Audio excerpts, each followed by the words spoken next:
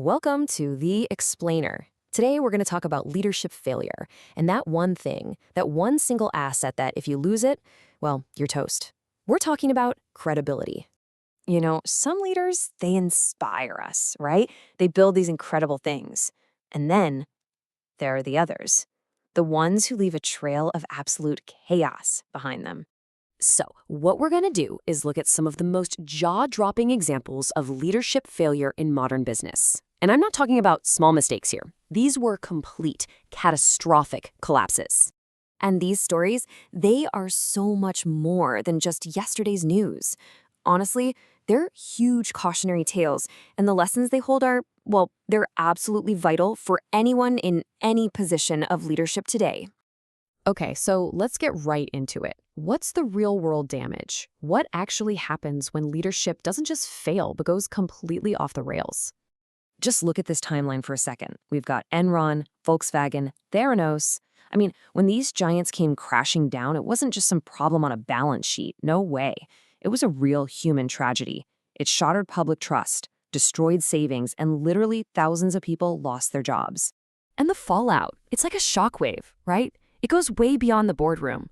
You've got employees, who are usually the first victims, stuck in these toxic workplaces and then suddenly losing their jobs. You've got investors seeing their life savings just vanish. And us, the public, we're left trying to figure out who to trust anymore. And sometimes, like with Volkswagen, we're even left with actual physical damage to our environment. So, you have to ask, what's the common link here? How are all these different disasters connected?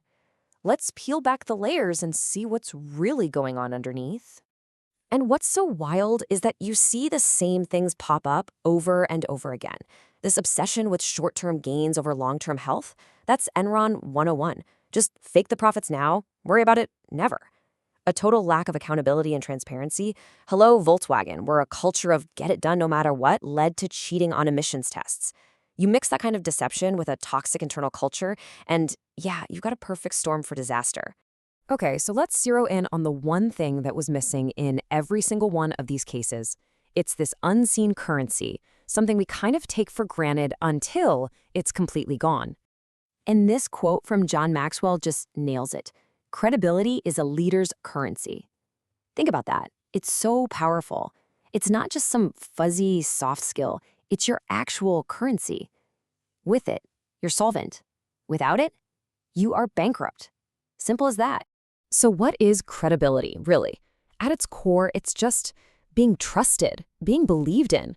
And here's the thing, you can't demand it. You can't just declare you have it. You have to earn it, one honest action at a time. It's the absolute bedrock that all trust is built on. Stephen Covey put it perfectly. He said, trust is the glue of life. It's what holds all our relationships together. And if credibility is the foundation, then trust is that glue. And without that glue, everything just falls apart.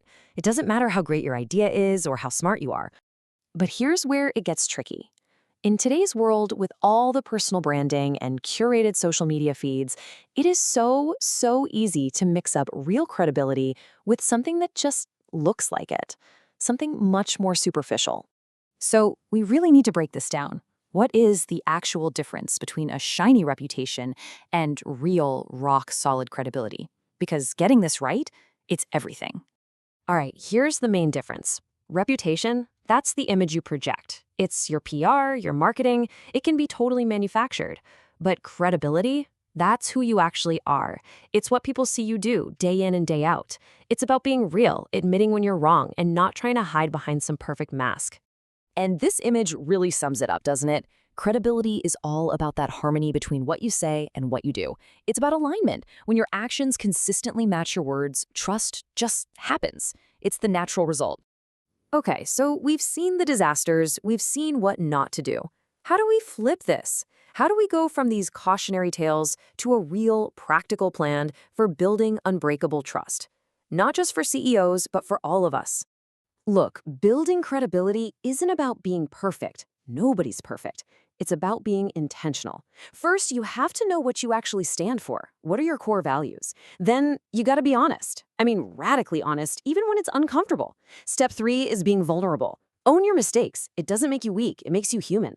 And finally, the big one, honor your word. Do what you say you're going to do. Simple, but not always easy. And please remember this. Credibility is not built overnight. It's not about one big heroic act. It's the result of all the little things, all the consistent actions, the truthful conversations, and taking responsibility over time. It's a marathon, not a sprint. So, I'll leave you with a question to chew on. In this world of polished profiles and curated images, who are the people who have truly earned your trust? And more importantly, why?